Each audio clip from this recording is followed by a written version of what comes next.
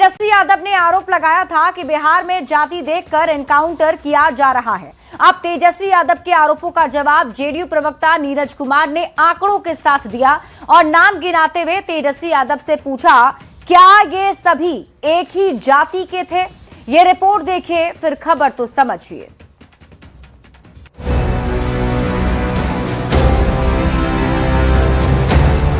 कोई यदि पुलिस को चैलेंज करता है तो उसको 48 घंटे में जवाब देना है, ज्यादा लेट नहीं हो। सरकार ने पुलिस के हाथ खोल दिए हैं और पुलिस अपराधियों को ताबड़तोड़ उन्हीं की भाषा में जवाब दे रही है। एक महीने में 11 एनकाउंटर, खासकर पिछले 4 दिन में 5 एनकाउंटर हुए। 21 मई यानी आज एक और एनकाउंटर हुआ। किशनगंज में कई कांडों में मोस्ट वांटेड अपराधी पवन कुमार उर्फ चिंटू पुलिस से भिड़ा, जिसका नतीजा हुआ कि पैर में गोली लगने के बाद सीधे अस्पताल के बिस्तर पर पहुंच गया। एनकाउंटर में पुलिस के भी 2 जवान घायल हुए।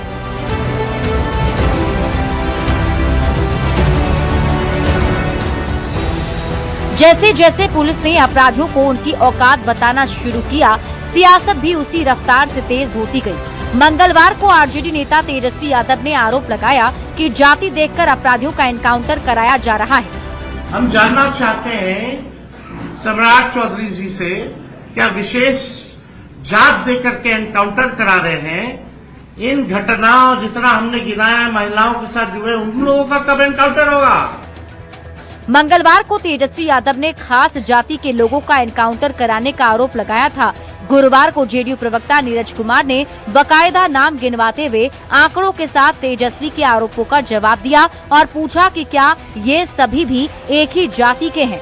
कुल इनकाउंटर में मारे गए कुंदन ठाकुर, प्रियांशु दुबे, प्रिंस उर्फ अभिजीत, दयानंद मालाकार,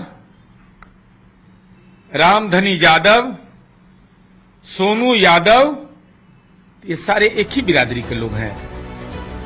बड़ी बात है कि अपराधियों की जाति खोजने वाले तेजस्वी यादव को उनके सहयोगी पार्टी कांग्रेस का भी साथ नहीं मिल पा रहा है। हमारा मानना है कि अपराधी का कोई जात और धर्म नहीं होता है। कोई भी अपराधी हो, किसी भी जात का हो, किसी भी धर्म का हो, उसके लिए सिर्फ एकमात्र जगह है जेल। दूसरी ओर एक बार फिर भरे मंच से सीएम सम्राट चौधरी ने साफ कर दिया कि अपराधी किसी भी हाल में बचेंगे नहीं। कुछ लोग तो ये पूछ रहे हैं आजकल कि पुलिस इनकाउंटर यदि होता है तो उसमें जाति भी पूछना चाहिए।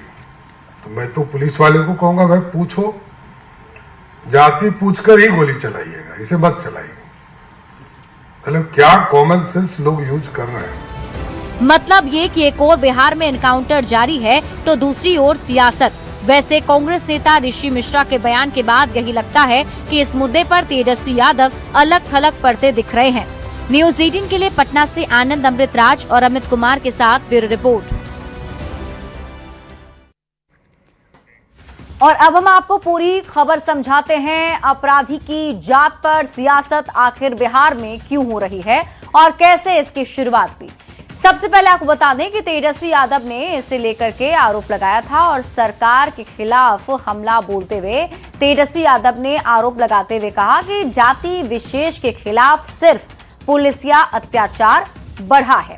सीएम विशेष जाति देखकर एनकाउंटर करवा रहे हैं। अब तेजस्वी यादव को नीरज कुमार ने जवाब दिया है।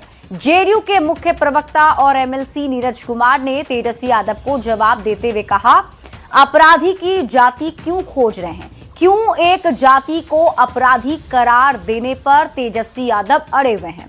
अब आपको जातिगत आंकड़ों से एनकाउंटर वाली कहानी समझाते हैं।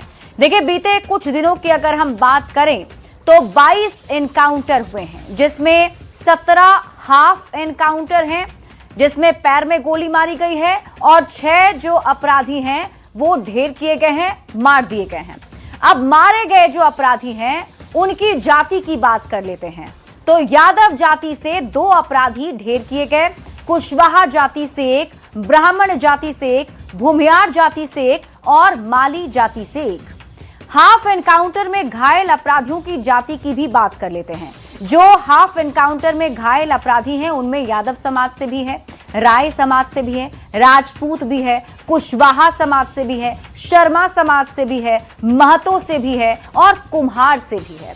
तो अब आप सवालों के जरिए खबर को समझिए। एनकाउंटर में जाति वाला एंगल आखिर क्यों खोजा गया? सवाल यह भी कि अपराधी की जाति आखिर क्यों खोजी जा रही है और अपराधियों की जाति पर सियासत क्यों हो रही है? तब आपको पूरी खबर समझाते हैं। अपराधियों की जाति पर सियासत क्यों, इस खबर को आप ऐसे समझिए कि बिहार की राजनीति में जाति बड़ा फैक्टर है। जाति के नाम पर ही वोट मिलते हैं, वोट बैंक बनते हैं और वोट बैंक को साधने के लिए ही जाति की बात नेता करते हैं। और अब इस बार अपराधियों की जाति को लेकर सियासत शुरू हो गई है। बढ़ते हैं आगे और बात अगली खबर की। एनकाउंटर के खौफ से भागलपुर के सुल्तानगंज थाना क्षेत्र के एक अपराधी ने हथियार को गंगा में विसर्जित कर दिया। गनगनिया का कुख्यात कैलाश मंडल हथियार को गंगा में विसर्जित करने के बाद सादगी पूर्ण जीवन जीने की कस्में भी खाता दिख रहा है। ये रिपोर्ट देखिए, फिर खबर तो समझिए।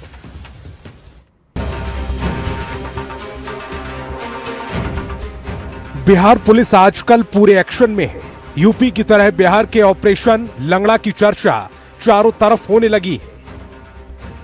एक महीने में 11 एनकाउंटर हुए और जितने एनकाउंटर हुए उससे ज्यादा संख्या में अपराधी अस्पताल के बिस्तर पर पड़े हैं, जिसका खौफ बदमाशों के चेहरे पर साफ साफ दिखने लगा है। अब एनकाउंटर के खौफ की एक तस्वीर देखिए, यह है भागलपुर के गनगनिया का कुख्यात कैलाश मंडल। वीडियो में कैलाश मंडल अपना हथियार गंगा में विसर्जित करता दिख रहा है। यही नहीं, कुख्यात कैलाश मंडल हथियार को गंगा में विसर्जित कर सादगीपूर्ण जीवन जीने की कस्में खा रहा है।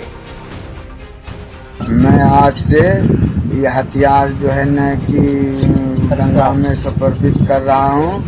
आज दिन के बाद हथियार हाथ में नहीं लेंगे। लोग बताते हैं कि कैलाश मंडल पर हत्या, रंगदारी जैसे गंभीर मामले दर्ज हैं और कुछ ही दिनों पहले जेल से छूटकर बाहर निकला है। लेकिन एनकाउंटर का खौफ ऐसा कि इस कुख्यात अपराधी ने हथियार को गंगा मैया के हवाले कर सादगी वाला जीवन जीने की कस्में खाना शुरू कर दिया है। बीजेपी नेता और मंत्री दिलीप जायसवाल कहते हैं कि अपराधियों को अपराध से तौबा करना ही होगा, दूसरा कोई रास्ता नहीं। और ये माहौल अब बिहार में बनना शुरू हो गया है और जल्द ही इस तरह का माहौल बनेगा। जबकि जेडीयू प्रवक्ता नीरज कुमार ने तो यहां तक कह दिया कि सिर्फ हथियार छोड़ने से काम नहीं चलेगा, जो अपराध किया है उसकी सजा तो मिलेगी। आप सरेंडर करिए, अन्यथा कानून तो अपना काम करेगा और कानून में कोई अपराध छोड़ देने से आपको मरौवत नहीं मिलना है, वो कानून आपको मुकम्मल सजा देगा ही। बिहार सरकार ने पुलिस के हाथ खोल दिए और पुलिस वैसे ही एक्शन में आई, अपराधी औकात में आते दिख रहे हैं। न्यूज़ 18 के लिए पटना से आनंद अमृतराज और भागलपुर से विकास कुमार सिंह के साथ ब्यूरो रिपोर्ट। तो ये तस्वीरें बताती हैं कि बिहार में एनकाउंटर का खौफ अब अपराधियों में देखने को मिल रहा है। अब हम आपको पूरी खबर समझाते हैं, जिसमें अब आप समझिए बिहार में एनकाउंटर के खौफ वाली खबर आप समझिए। बीते एक महीने की अगर हम बात करें तो एक महीने के भीतर अब तक बिहार में लगातार कार्रवाई हो रही है और लगातार पुलिस की टीम अपराधियों को सीधे निशाना बना रही है। जहां भी अपराधी पुलिस को चुनौती दे रहे हैं तो पुलिस भी अपराधियों को उन्हीं की भाषा में जवाब दे रही है। अब आपको बताते हैं कि एक महीने के भीतर अब तक 11 एनकाउंटर जो हैं वो हो चुके हैं और 4 दिन के भीतर 5 एनकाउंटर किए जा चुके हैं। मतलब जहां भी अपराधी ने गोली चलाई तो पुलिस की तरफ से भी गोली का जवाब गोली के जरिए ही दिया गया है। और ये ऑपरेशन लंगड़ा है जिसे चलाया जा रहा है और ऑपरेशन लंगड़ा के तहत अपराधियों के पैर में गोली मारी जा रही है। तो एक महीने के भीतर 11 एनकाउंटर और 4 दिन के भीतर 5 एनकाउंटर अब तक हो चुके हैं। अब हम आपको बताते हैं 4 दिन में जो 5 एनकाउंटर हुए उसमें आप समझिए 18 मई को सिवान में एनकाउंटर किया गया, 18 मई की तारीख को ही पटना में भी एनकाउंटर किया गया है। और इसके बाद तारीख 19 मई की बात कर लेते हैं, पटना में पुलिस ने एनकाउंटर किया। फिर 20 मई की तारीख समस्तीपुर में पुलिस का एनकाउंटर चालू रहा। 21 मई को भी किशनगंज में पुलिस ने एनकाउंटर किया है। अब हाल के दिनों में कब कब एनकाउंटर हुए और किसका एनकाउंटर हुआ और क्यों हुआ, ये सब कुछ आपको बताते हैं। सबसे पहले बात कर लेते हैं 22 अप्रैल की। 22 अप्रैल को पटना में दिलीप कुमार का हाफ एनकाउंटर किया गया। दिलीप 20 लाख का जेवर लूटकांड का आरोपी है। 26 अप्रैल की तारीख को नवादा में मिंटू यादव के पैर में गोली मारी गई। अनिल मिस्त्री हत्याकांड का आरोपी है मिंटू यादव। 29 अप्रैल को भागलपुर में एनकाउंटर किया गया। एनकाउंटर में रामधनी यादव ढेर किया गया। रामधनी सुल्तानगंज नगर परिषद के ईओ हत्याकांड का मुख्य आरोपी था। इसके बाद 30 अप्रैल को सिवान में अपराधी छोटू यादव ढेर किया गया, जो बीजेपी नेता के भांजे की हत्या मामले में आरोपी था। 3 मई को सिवान में अपराधी सोनू यादव ढेर किया गया। बीजेपी नेता के रिश्तेदार पर फायरिंग का इस पर मामला था। 13 मई को बेटा में शूटर विदेशी राय का हाफ एनकाउंटर किया गया। जमीन कारोबारी अंजनी सिंह हत्याकांड का ये आरोपी है। इसके बाद 18 मई को सिवान में अंकित कुमार सिंह के पैर में गोली लगी। मैरवा में ज्वेलरी लूटकांड में यह शामिल था। 18 मई की तारीख को ही पटना में अपराधी संदीप उर्फ बादल घायल किया गया, जो शिक्षक को गोली मारने का आरोपी है। 19 मई को पटना में नीतीश कुमार का हाफ एनकाउंटर हुआ। कैश वैन से 27 लाख की लूट मामले में शामिल था। 20 मई को समस्तीपुर में अपराधी प्रिंस खान के पैर में गोली लगी। कई लूटकांड का ये आरोपी है। फिर 21 मई को किशनगंज में पवन कुमार उर्फ चिंटू को घायल किया गया, जो हत्या, लूट जैसे कई मामलों में आरोपी है। तो बिहार में एनकाउंटर के खौफ वाली खबर को आप समझिए। देखिए, बदमाशों के भीतर खौफ बढ़ता चला जा रहा है और बदमाश अब ये समझ चुके हैं कि अगर वो पुलिस को चुनौती देते हैं तो इसका जवाब भी गोली से उन्हें मिलेगा और ऐसे में उनकी जान भी जा सकती है, ढेर किए जा सकते हैं। तो बदमाशों को 48 घंटे के अंदर जवाब देने का निर्देश दे दिया गया है, क्योंकि सीएम सम्राट ने पुलिस के हाथ खोल दिए हैं। तो ऐसे में पुलिस की तरफ से जवाब दिया जा रहा है। तो पुलिस अपराधियों को उनकी भाषा में जवाब देने लगी है। गोली का जवाब गोली से दिया जाने लगा है। ताबड़तोड़ एनकाउंटर ने अपराधियों की नींद उड़ा दी है और अब बिहार के अपराधी पुलिस से खौफ खाने लगे हैं। कैलाश मंडल का जो वीडियो है पुलिस के डर को बता रहा है।